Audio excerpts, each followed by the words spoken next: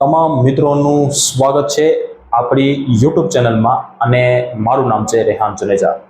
વિડીયોમાં માહિતી આપીશું કેરળમાં ચોમાસાનું ક્યારે આગમન થઈ શકે છે અને જે આપણે માહિતી આપી હતી કે અરબ સાગરમાં પહેલા આપણે ચોખવટ કરી દઈએ। અરબ સાગરમાં જે સિસ્ટમ બનવાની હતી તેની માહિતી આપી હતી અને કહ્યું હતું કે એના કારણે જ ગુજરાતની અંદર 15 થી 20માં અસર જોવા મળી શકે છે। 3 દિવસ પહેલા આપણે વિડીયો આવ્યો તો એમાં માહિતી આપી હતી। તો હવે તમને બધાને ખબર છે કે અરબ સાગરમાં એ સિસ્ટમ નથી આવવાની, બંગાળની ખાડીમાં સિસ્ટમ રહી જાય અને મ્યાનમાર તરફ જાય એવી સંભાવનાઓ હાલ દેખાઈ રહી છે।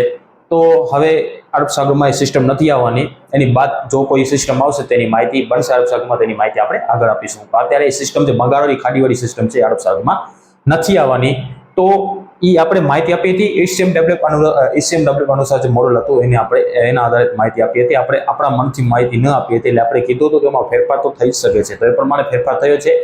તો પણ 15 થી 20 તારીખ વચ્ચેમાં ગુજરાતમાં માવઠાની સંભાવના રહેલી છે હજી પણ જે પહેલા શક્યતા વધુ હતી એના કરતાં માવઠાનું પ્રમાણ ઓછું રહી શકે, પણ ઘણા વિસ્તારોની અંદર અલગ અલગ દિવસે વરસાદ છૂટાછવાયા ઝાપટા વરસાદ જોવા મળી શકે છે પ્રી મોન્સૂન ગતિવિધિના દરમિયાન।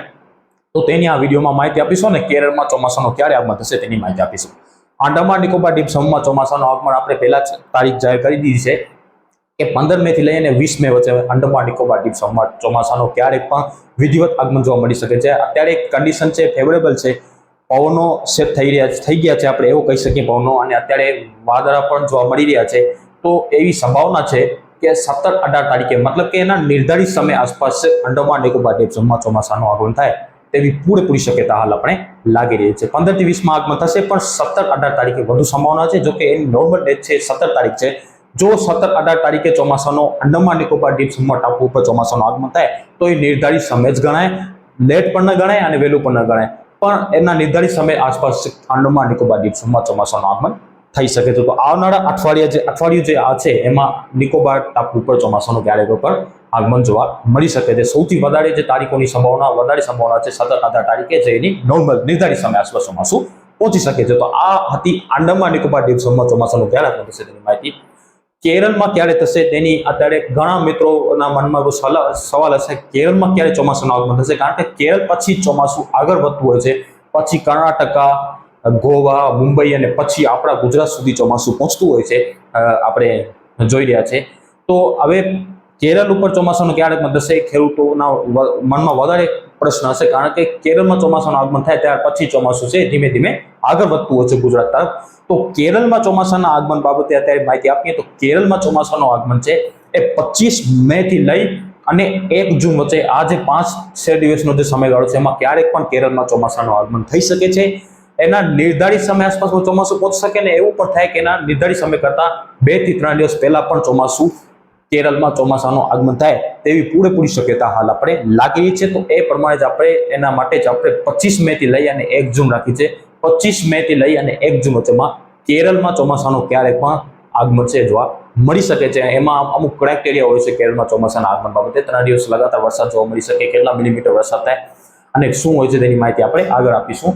3 દિવસ લગાતાર વરસાદ થવો જોઈએ અને કેટલા મિલીમીટર થવો જોઈએ, એમાં ઘણા આઉટગોઈંગ રેડિયેશન હોય છે। કેરળનો એક મોટો, મતલબ કે જે સ્ટેશન છે અહીંયા કેરળ આસપાસ છે, અત્યારે ક્રાઇટેરિયા હોય છે, કમ્પ્લીટ થાય ત્યારે જ હવામાન વિભાગ છે જાહેર કરતું છે કે કેરળમાં ચોમાસાનું હવે આગમન થઈ ગયું છે। તો કેરળ આંદામાન નિકોબાર દ્વીપ સમૂહમાં ચોમાસું પહોંચી જાય પછી આપણે એમ લાગે કે હવે ભારતના આગળ ચોમાસું પહોંચી ગયું છે। તો હવે આ હતી કેરળ અને આંદામાન નિકોબાર દ્વીપ સમૂહમાં ચોમાસાની માહિતી।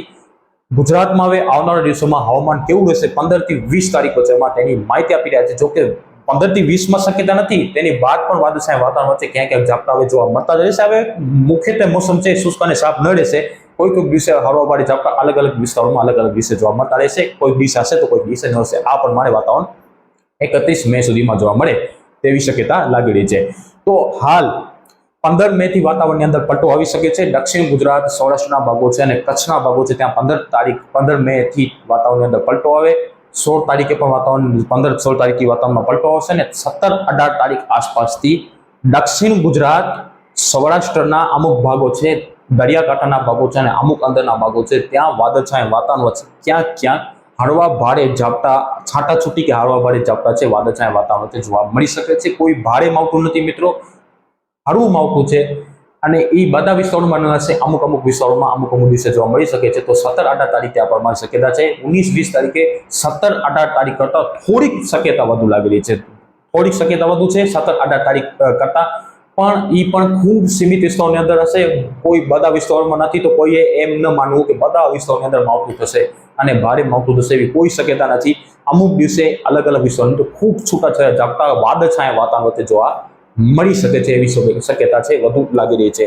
અને 19-20 તારીખે થોડીક વધુ સંભાવના છે. તો આપણે જે પ્રમાણે 15-20ની માહિતી આપીએ તે પ્રમાણે માપવાની શક્યતા છે, પણ પહેલા કરતાં થોડીક ઓછી શક્યતા છે.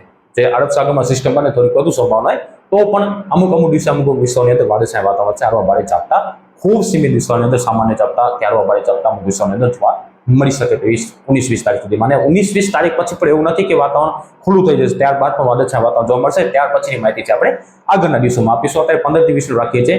15-16 તારીખથી વાતાવરણની અંદર પલટો હવે 17-18 તારીખ આસપાસથી માવઠાની શક્યતા છે. એમાં પણ 19-20 તારીખે થોડીક વધુ શક્યતા, થોડીક વધુ સંભાવના છે એ લાગી રહી છે. તો આ હતી માવઠાની માહિતી. કેરળમાં ચોમાસાનું ક્યારે આગમન થશે તેની માહિતી, અગત્યની માહિતી હતી.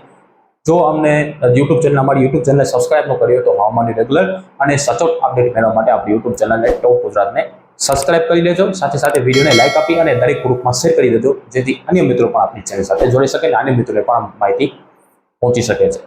આગળ શું શું અપડેટ થશે, શું શું ફેરફાર થશે તેની માહિતી છે આપણે આગળ દિવસોમાં આપતા રહીશું. અત્યારે વિડીયોની અંદર એટલું જ. આભાર.